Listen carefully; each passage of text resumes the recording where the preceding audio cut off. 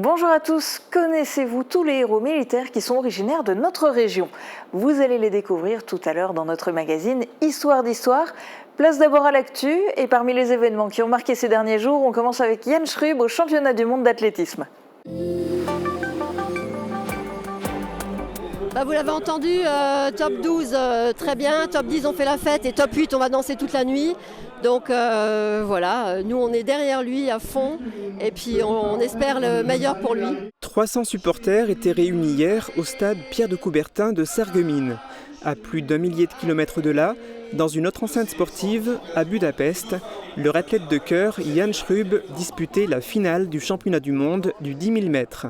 Arrivé 3e l'an dernier au championnat d'Europe dans cette même discipline, le jeune sportif originaire d'Arun allait disputer une course encore plus relevée, compte tenu de la qualité des athlètes alignés sur cette épreuve, notamment des coureurs africains qui règnent en maître sur cette discipline au niveau mondial. Dès la présentation des athlètes, le public sarregueminois n'avait Dieu que pour Jan. Dès qu'il apparaissait à l'écran, les téléspectateurs du stade Pierre de Coubertin faisaient entendre leur voix. Plus on avançait dans la course, plus ils applaudissaient. Ils ont vécu cette course intensément. Sans surprise, la victoire est revenue à l'Ougandais Joshua Cheptegei.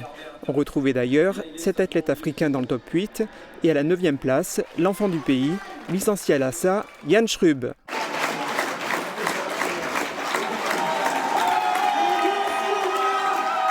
Il a très bien couru, franchement on est hyper contents et tout et c'est cool, on est fiers quoi. Il a fait une course incroyable, 9e et premier européen, c'est vraiment un crack.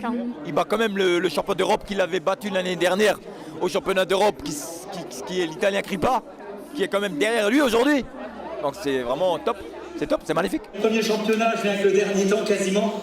Et voilà, c'est pas une médaille parce que c'est pas un championnat d'Europe, on sait que les Africains sont forts. J'ai fait des erreurs à Monaco que je n'ai pas reproduit ici, je suis vraiment fier de moi.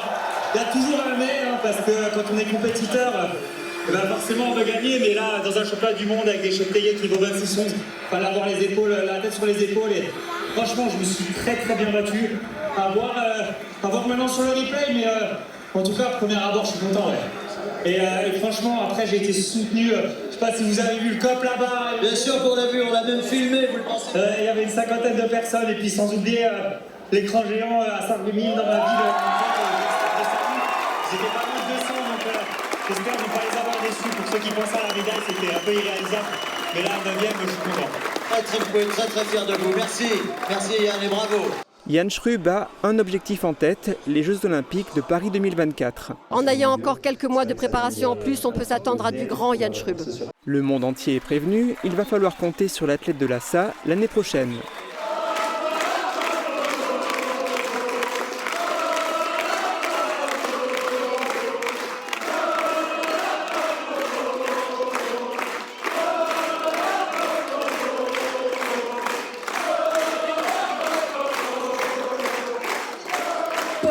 Plus de 300 personnes excitées comme des poux et des puces sur les gradins du... En période estivale, les épisodes de sécheresse peuvent causer un manque d'eau en Moselle.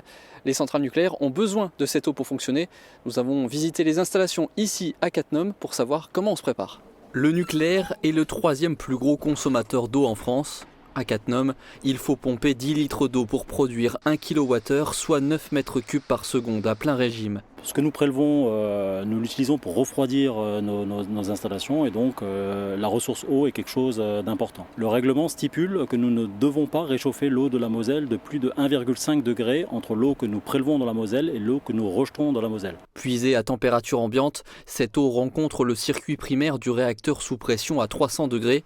La vapeur générée va produire l'électricité, mais l'eau de la Moselle réchauffée de près de 12 degrés doit d'abord passer par une tour aéro-réfrigérante de 165 mètres de haut. C'est ici, dans cette tour de refroidissement, que toute l'eau qui a été réchauffée dans les installations va venir être cassée par des grilles et ensuite repartir sous la forme de vapeur dans cette énorme cheminée.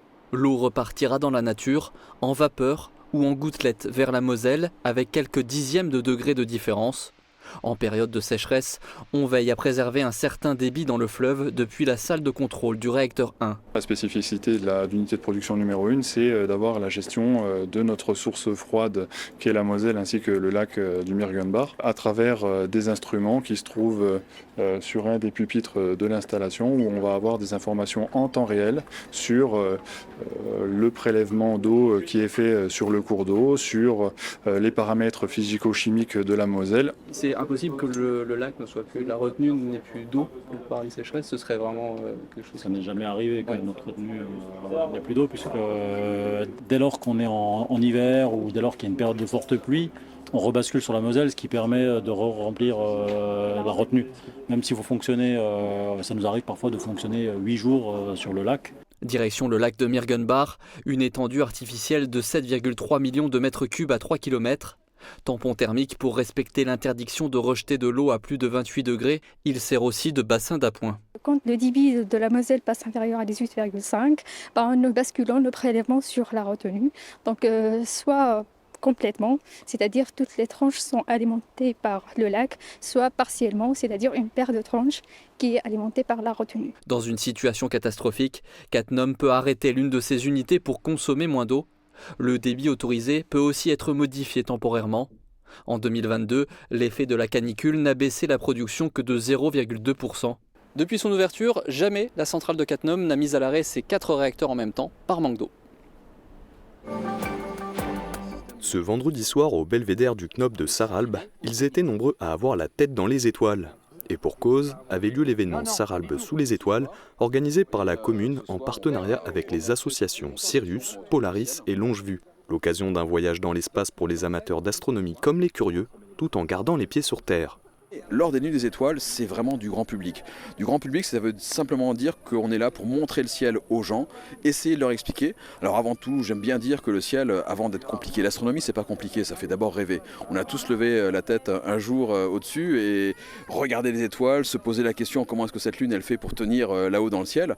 Et nous on essaye d'abord de leur montrer de très belles choses. Et avec ces belles choses, avec cette poésie qu'on retrouve dans le ciel, on dérive un petit peu sur les sciences et on essaye de les amener vers les sciences de cette manière-là. Mais avant tout, le ciel est beau. L'événement s'inscrit dans un mouvement national, la Nuit des Étoiles, qui a lieu partout en France en août, à l'occasion des Perséides, les célèbres étoiles filantes. Une quinzaine d'instruments astronomiques comme des télescopes de différentes tailles, paires de jumelles, lunettes, étaient mis à disposition du public qui a pu profiter du spectacle. J'aime bien cette soirée, on voit beaucoup d'étoiles. Après, il y a aussi beaucoup d'avions, il y a des étoiles qui brillent et j'espère en voir beaucoup plus. On se sent un peu dans le ciel, comme quand on est dans un avion. Pour Pacôme Crémer, lycéen de 16 ans et astrophotographe, qui fêtait son anniversaire le soir même de l'événement, c'était l'opportunité de prendre des clichés des cieux. Une organisation minutieuse pour poster son travail sur les réseaux sociaux. Je place ma lunette le soir, avant qu'il fasse nuit. Je fais tous mes réglages, du coup je m'aligne avec l'étoile polaire, du coup pour suivre le mouvement de la Terre. Et ensuite je prends 3 étoiles, du coup une des plus brillantes, et je m'aligne aussi avec, comme ça j'ai vraiment un très bon réglage. Et ensuite je choisis mes cibles et pendant toute la nuit je les prends en photo. Et du coup le lendemain je prends toutes mes photos, je mets dans un logiciel et je les empile toutes. Je les poste sur mon Instagram, Pacôme Astro, et je les poste aussi sur mon Facebook. Et si quelques nuages ont pointé le bout de leur nez pendant la soirée, le public n'a pas regretté d'être venu et repart avec des étoiles dans les yeux.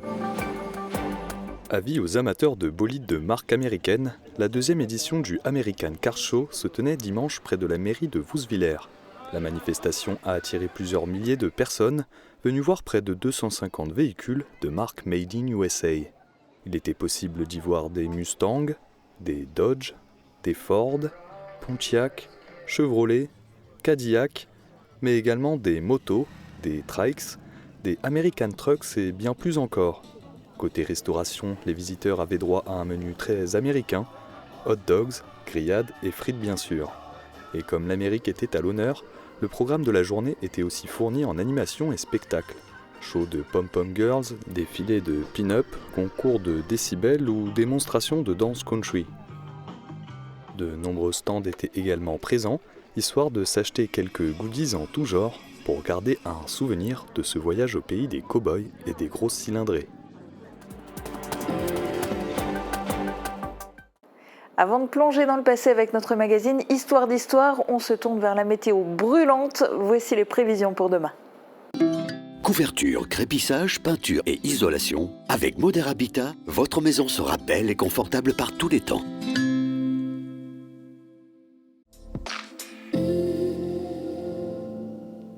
Bonjour à tous, demain les éclaircies, déjà belles le matin, se feront de plus en plus larges et l'après-midi sera très ensoleillé.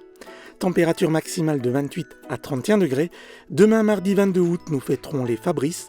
Le soleil se lèvera à 6h37 pour se coucher à 20h39. Très belle journée à tous.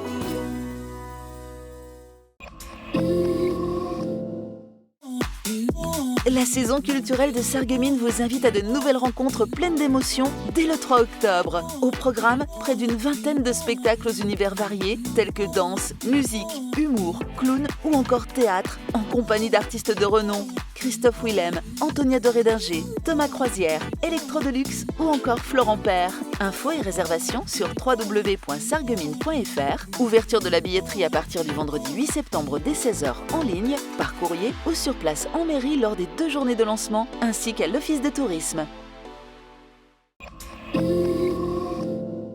La vie militaire sous le Premier Empire, c'est une exposition que vous avez peut-être pu voir à la citadelle de Bitche.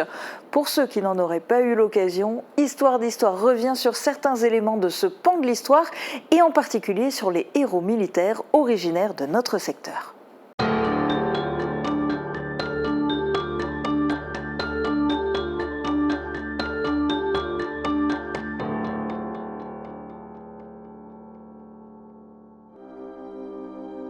Fin stratège, conquérant, réformateur, usurpateur pour certains, le règne de Napoléon Bonaparte a marqué la France. De son sacre en 1804 à sa mort en exil en 1821, ce début de 19e siècle a surtout été marqué par la guerre, une vie militaire qui a laissé des traces jusque dans nos villes et villages.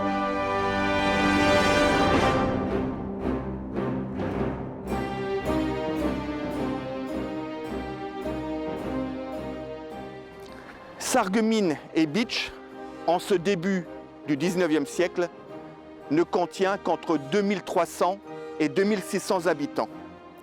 Nous sommes ici sur l'emplacement de l'ancien château féodal qui, à l'époque de Napoléon, contenait la gendarmerie et la prison. Le préfet Colchen note une population rurale, très catholique, avec des mœurs très rude et le manque d'instruction. Une population qui acceptera assez facilement finalement la conscription.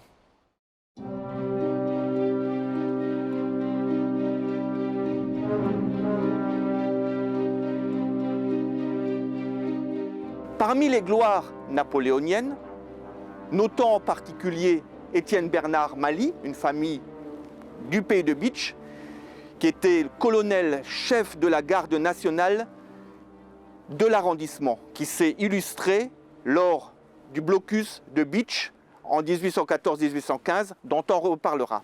Mais aussi des officiers, des généraux tels que Étienne Reisser de Sourtes, Charles-Auguste Kreutzer, dont on voit derrière moi le monument sépulcral de la famille, qui s'est illustré dans la campagne de Russie, en même temps que son beau-frère, le célèbre Charles Gudin, dont le corps a été retrouvé à Smolensk il y a quelques années et dont la dépouille a été enterrée aux Invalides en présence du maire de Bitche. Un dernier général connu, le général Eblé, qui lui aussi a participé à la campagne de Russie et qui est originaire de Saint-Jean-Rohrbach. Jean-Baptiste Eblé naît le 21 décembre 1758 à Saint-Jean-Rohrbach. En 1767, âgé de 9 ans, il rejoint son père et devient canonnier dans le régiment d'Auxonne. Son père qui était sergent dans ce régiment. Jean-Baptiste monta rapidement en grade et il devint général de division en 1793. Il a également été nommé grand officier de la Légion d'honneur en 1804 et baron de l'Empire en 1808. En novembre 1812, il se distingue lors de la retraite de Russie en faisant construire 2 ponts sur la rivière bien connue, la Bérésina, ce qui a permis à nombre de soldats de la Grande Armée de traverser la rivière et d'être sauvés.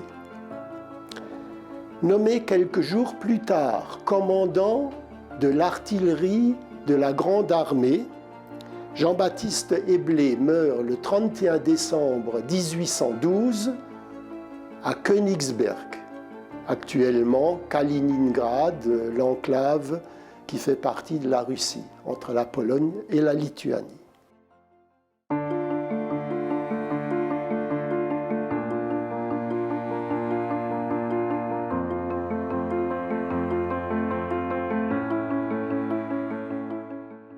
Martin Herlé naît à Saralbe le 28 octobre 1775. Son père était berger et son grand-père également. Il est donc issu d'une famille modeste et son éducation devait être très élémentaire au niveau de l'école. En 1790, âgé de 14 ans, il intègre un régiment, le régiment de Bouillon, avec lequel il participe aux premières batailles de la Révolution, les batailles bien connues de Valmy et de Jemmapes. Alors nous sommes ici devant la tombe de Martin Herlé, une tombe remarquable, une des plus connues du cimetière de Saralbe. Alors ce qui est vraiment remarquable, c'est que toutes les batailles auxquelles il a participé y figurent, comme ici, de Valmy jusqu'à Austerlitz. On retrouve les armes des artilleurs, un fût de canon, une épée, et également la représentation de la Légion d'honneur, puisqu'il était chevalier de la Légion d'honneur. Martin décède à Rohrbach-les-Bitches le 26 avril 1857, et selon sa volonté, il a été enterré au cimetière de Saralbe.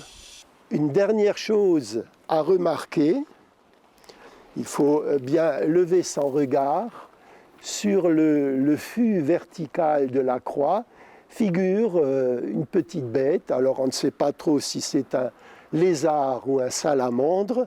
En tout cas, lézard ou salamandre, cette bête a une histoire. Donc la famille, puisqu'il y a toujours des descendants de Martin Herlé, raconte que, en fait, lors de la campagne d'Égypte, une nuit, dans le bivouac, un lézard ou une salamandre a réveillé Martin Herlé alors que le camp allait être attaqué par les fameux Mamelouks. Et donc, probablement qu'il l'a sauvé.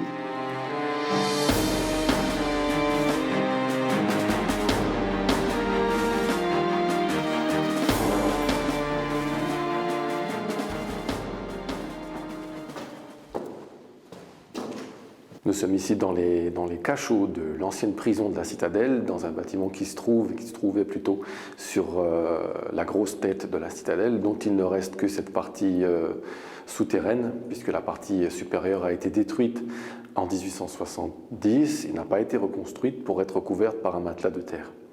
Dans le contexte mouvant historique du début du XIXe siècle, Napoléon tentait de mettre fin aux guerres de la Révolution. C'est ainsi qu'intervient en 1802 la paix d'Amiens. Mais Napoléon, qui tente de mener des politiques expansionnistes, notamment territoriales, provoque la fin de cette trêve avec la déclaration de guerre en 1803 de la part du Royaume-Uni. Donc la poursuite des guerres de la Révolution qui deviennent les guerres napoléoniennes. Avec la déclaration de guerre, intervient des batailles dans la Manche, mais aussi dans les Antilles, à l'occasion desquelles sont faits de nombreux prisonniers britanniques, mais pas que. Ils sont emprisonnés dans plus d'une dizaine de lieux différents. et notamment le fort de Bitche, qui est réputé imprenable et dans lequel sont envoyés les prisonniers apparemment les plus récalcitrants. Et il y a parmi eux des officiers qui ont été confinés dans les casernes et notamment dans les cachots pour avoir tenté de fuir. On compte plusieurs dizaines de tentatives d'évasion. 19 ont réussi en 1812. Dans ces cachots de la prison de la Citadelle, on retrouve les noms de 2 officiers qui ont été emprisonnés pour tentative d'évasion. En 1813, il s'agit ici de Henry Lou Orsi. Alors on n'arrive pas exactement à lire les dates. Ici, par contre, on a un autre ici qui est parmi les plus célèbres, qui s'appelait lieutenant Alan Stewart, qui a tenté de s'évader en juin 1812. Ici, c'est écrit précisément. Et ces inscriptions ont réapparu depuis que le crépi à la chaux qui avait été posé sur les murs à la fin du 19e siècle est tombé.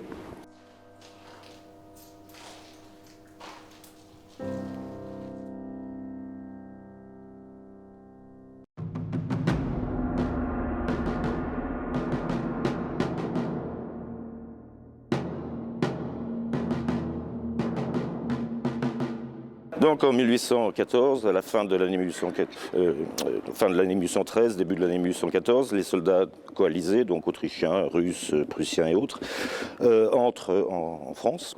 Et donc ils arrivent début janvier près de Bitche et ils décident donc de faire non pas un siège comme en 70 avec des canons, mais uniquement un blocus des voies d'accès. Donc à la Citadelle, il y a en fait très peu de soldats, des vétérans, et une compagnie d'infanterie. Et il y a très peu d'approvisionnement, les canons sont à moitié opérationnels, il n'y a pas d'artilleurs. Donc le général qui commande, c'est un vieux général qui avait déjà été mis à la retraite, rappelé, qui s'appelle Neuhaus Maisonneuve, c'est un Allemand d'origine, naturalisé. Et l'élément le plus gênant, c'est un corps franc, donc des soldats irréguliers levés par quelqu'un de Sarreguemines, qui s'appelle le colonel Boutet, très sulfureux, et qui est considéré comme un chef de brigand, en fait, en réalité, puisqu'ils ne sont pas soldés, et ils vivent de rapines, de pillage. Et c'est eux, sont les seuls qui vont faire une action militaire près d'Eschenberg, un échec, puisqu'il y aura 7 morts. Donc, en avril 1814, Neuhaus va reconnaître le roi Louis XVIII, et donc c'est la fin du blocus pour 1814. Ça va recommencer l'année suivante, en 1815. Neuhaus est remplacé par un Bitchois, général Kreutzer. Là, les effectifs sont un peu plus complets, mais surtout de la garde nationale de Moselle, de l'arrondissement de Sarreguemines. Des vétérans, il y a des artilleurs, les approvisionnements sont complets. Et il va donc se passer pas grand-chose. Les Prussiens, puisque ce sont eux qui vont succéder aux Bavarois, s'installent au Freudenberg, en haut de la Rosselle, et attendent que Bitche tombe tout seul. Ce qui va se passer donc à la fin avril. Le général Kreutzer va reconnaître le roi Louis XVIII pour une nouvelle fois. Mais là, Bitche va encore subir l'occupation. Pendant 3 ans, les Bavarois vont occuper la citadelle, jusqu'en novembre 1818.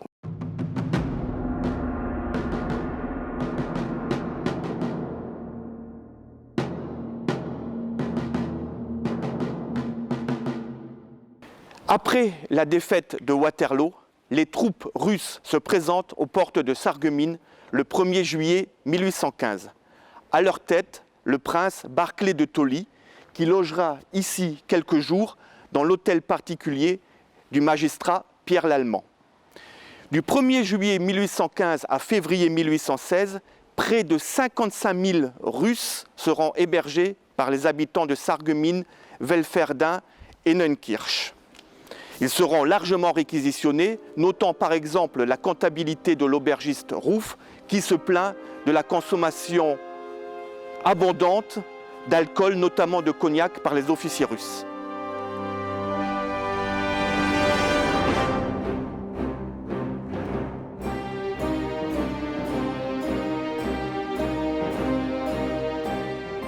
Au premier traité de Paris du 30 mai 1814, la France perd un certain nombre de territoires qui avaient été acquis au-delà des frontières de 1792, notamment les frontières qui sont au-delà de la limite du pays de Bitche ici. En 1814, la France, donc le pays de Bitche, perd les parties orientales des cantons de Wolminster et de Bitche, ici, cette partie-là. Mais l'Alsace, le département du Bas-Rhin, conserve la commune de Niedersteinbach. Au deuxième traité de Paris du 2 novembre 1815, la France doit revenir à ses frontières exactes de 1792. Et là, la France perd certains territoires supplémentaires, notamment une partie de la Sarre, de l'actuelle Sarre, qui avait été conservée, et la commune de Niedersteinbach, qui reviendra au département du Bas-Rhin en même temps que celle d'Obersteinbach en 1825.